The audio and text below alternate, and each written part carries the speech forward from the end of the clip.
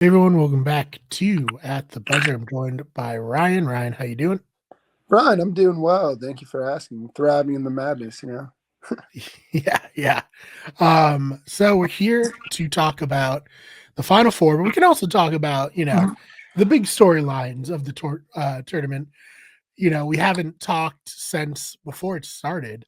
Obviously, it goes pretty quick, but we've Yeah, been a yeah. little busy. Um, I guess what's the biggest storyline of this tournament, and was it a good one so far?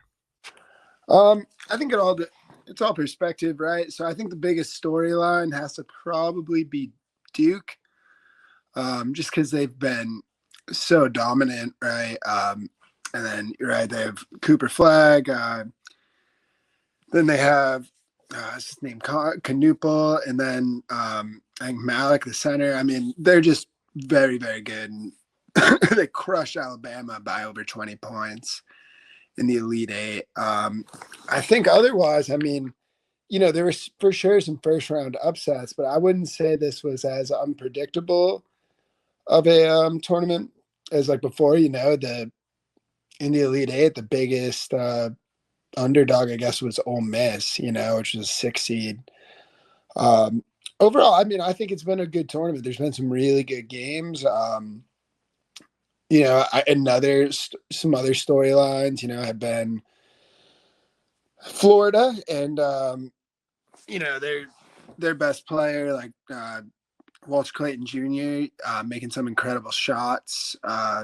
It was a great game. I think was it watching them against? Yeah, it was against Ole Miss. I don't know. Anyways, it was a great game. Watching Florida advance. I think they were down by 10 with a couple minutes left. Came back. Um, Really, really good game. And then right after that, you had Alabama again. You had Alabama and Duke. I guess the other big storyline would be all number one seeds in the Final Four. You could look that up. When was the last time that's happened? I think this is the second time ever. Let's look it up. Yeah, pretty crazy. And the biggest storyline for my bracket was I I was doing horrible at first. Now I'm in a pretty good position to win because I did have Right. all one seeds in the Final Four. Yeah, Um, that's big. So first time since 2008 that all number one seeds will make the final four. Let's see what else is there. Anything else? Nothing that interesting. Both times it happened, they played the final four at San Antonio, Texas. I don't know. That's just kind of a random fun fact, I guess. yeah, definitely a fun fact. But anyway, so yeah, I think it is like notable in the sense that this year for me, what really stood out was that the difference between the one seeds this year, and that's why ultimately, obviously you're just throwing shit on the wall. But like when I really looked, when you really look at the teams, the one seeds were just looked so much stronger than everyone else, right? Duke especially, and then also like Florida, Auburn, really good. And to mention Houston, I mean Houston is always like incredibly. I think I talked about this in our last one. Incredibly dominant in the regular season, and they've really held up. I mean, they destroyed Tennessee. Um, Embarrassed them at the beginning of that game. So I think that's another storyline too. Is just like the cream of the crop is just kind of like light years ahead of everyone else. Even the two seeds. I mean, Alabama and Michigan State when they're on, they're on. But yeah, it's just like it's not that surprising that these are the four teams in the Final Four. Obviously, I mean they're one seeds, but Yeah.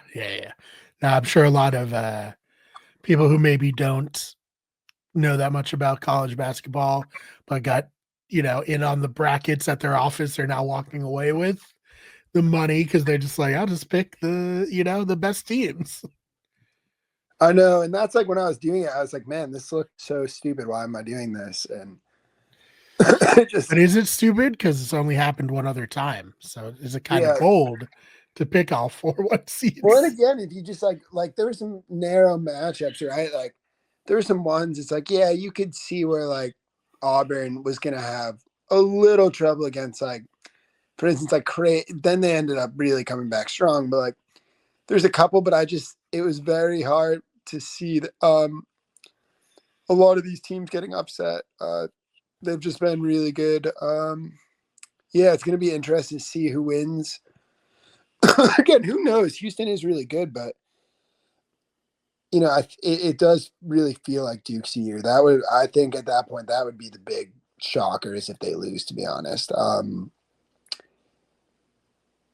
So with that said, between Duke and Houston, you're going to be taking Duke. Yeah, I think you got to. I mean, Houston is really tough, and they have the size and the physicality to match Duke, I think. But I mean, Duke is just huge, and they're just so incredibly good both ways. Um, Mhm. I think eventually they're going to be able to penetrate through Houston, and I don't think Houston's going to be used to. They were able to just kind of back Tennessee down. Duke is also a really good defense. I just don't think they're going to back down. I think they're going to be thrown off a little bit, but again, I think it's going to be actually a really close game.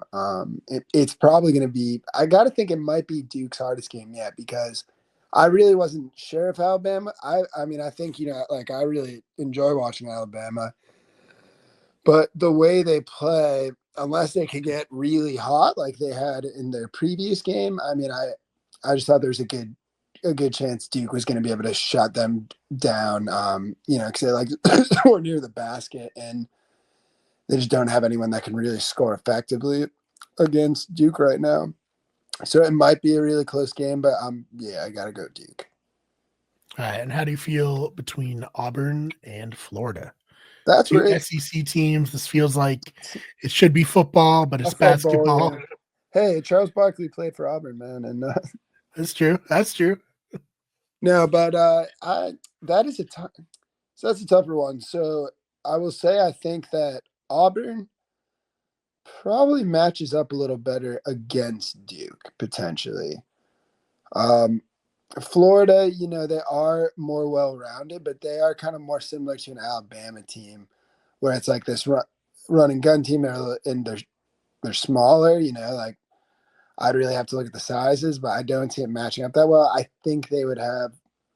I don't know that they. I think they would have a tough time against Duke. Auburn, I think, would stand a better chance. I think Auburn and Duke has more of a rivalry as well. I believe.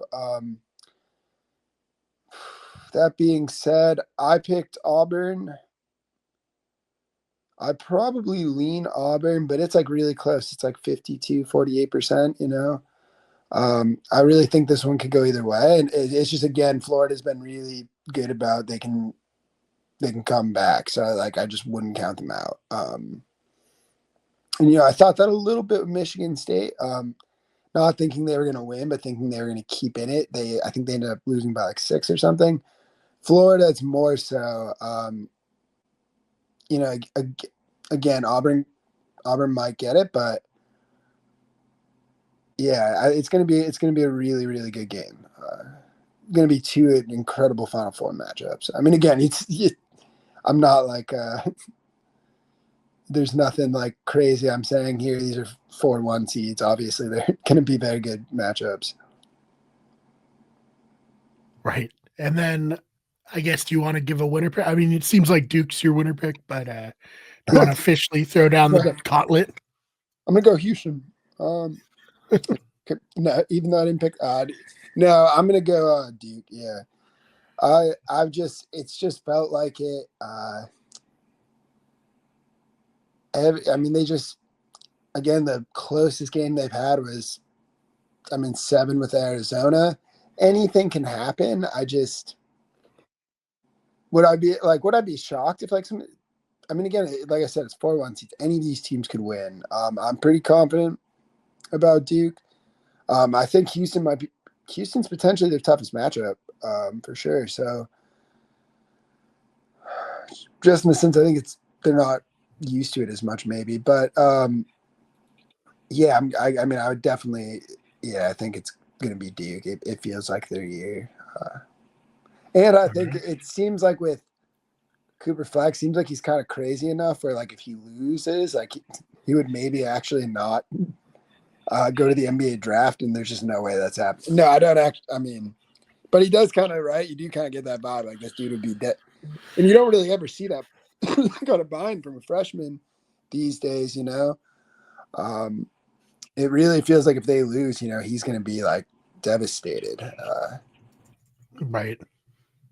So, yeah, I gotta go Duke. They've just been light years ahead of everyone. It's very similar to UConn last year, but yeah, they've just been really good. And again, I really love Alabama. It was still a good game, but it got tough to watch at the end. I mean, they were just absolutely denying them at the rim. Right. Yeah. I think that makes sense. I saw an interview recently with Cooper Flag was talking about how cool it'd be to play for the Celtics. I agree, Cooper. Do what you got to do. Stay in school if you have to. Whatever you got to do to come to the Celtics. Oh, he's gonna do. Yeah, somehow they're gonna pull like what the Larry. That's the Larry Bird, like the. Yeah, they drafted without him coming out. Yeah. No, the Celtics are never gonna be able to touch Cooper Flag. No way. But it was like one of those things where I was like, ooh, imagine if.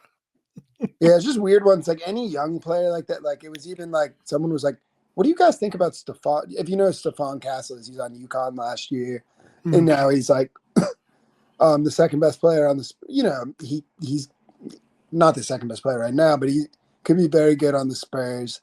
And someone's just like, what do you think about Stephon Castle with the Celtics? And it's like, what? That would be great. World? Yeah, sure. Here you go, Celtics. Like, take. In what world do you just get like an incredible rookie player that with unbounded potential, you know? Yeah, no, it's funny. People are pretty ridiculous like that. Oh, I mean, I'm sure because he's from the area. Yeah, that's why he was being asked. We could draft his brother Ace Flag. He's going to UMaine next year. That's a good point. They're twins. Really? That's so weird. They're twins, and maybe Ace is an inch shorter. But it's not like, but they're very, very similar.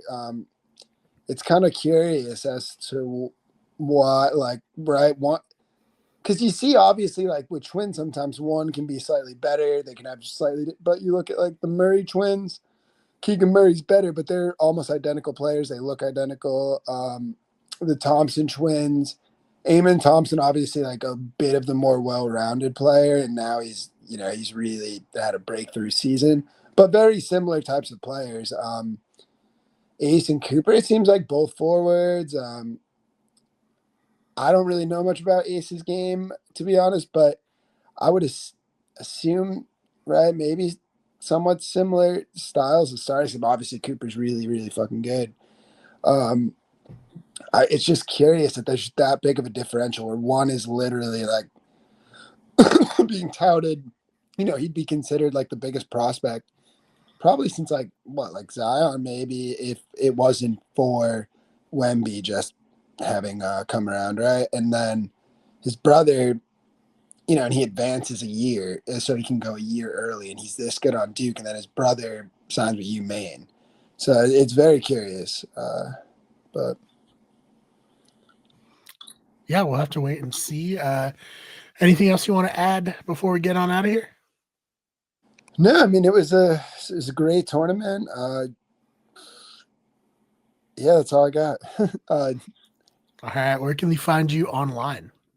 Online, you can find me on here. Definitely do other podcasts. In theory, hopefully, we might be doing some baseball ones at some point. But I know should be doing it probably. Hopefully do an NBA one soon. You know, check that stuff out if you like the NBA. That's all I got, bro. All right. So other than that, if you're listening as a segment, check out our other videos. If you're listening in the full episode podcast, I guess just keep on listening. And Ryan, thank you so much for your time. Brian, pleasure as always.